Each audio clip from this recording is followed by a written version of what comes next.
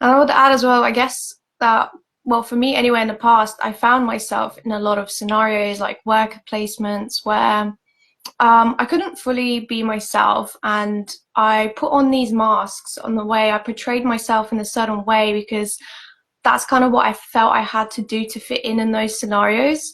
So in that sense, I feel like some of the connections I made maybe weren't so authentic because I don't think I really showed my true self because I guess I was too scared to be judged at those times. I was too scared to not fit in into those environments. And these days, there are a lot of environments that force us to do that, unfortunately. Like we find ourselves in, like, especially work. I feel like a lot of work, I know with your past as well, with working in mental health, same as me, I felt like I had to wear a certain mask to fit in with the people that were working there. So I'm Yeah. wondering if you want to share a little bit. Yeah, me too. I've struggled moving down here. I live in the deep South, Mississippi, and I've struggled with feeling safe to authentically be myself because my natural frequency, it just seems to be so different from people around me. And I almost kind of created a false personality, a false life that was kind of dimming my light because I wasn't fully expressing myself. I wasn't fully admitting who I am.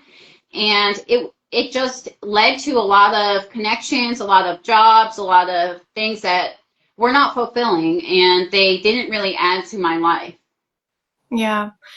I think the same. I felt very stuck in what I was doing, and I felt stuck in the masks I was wearing because I thought that those are the masks that I needed to have to be recognized and to be loved, to be accepted.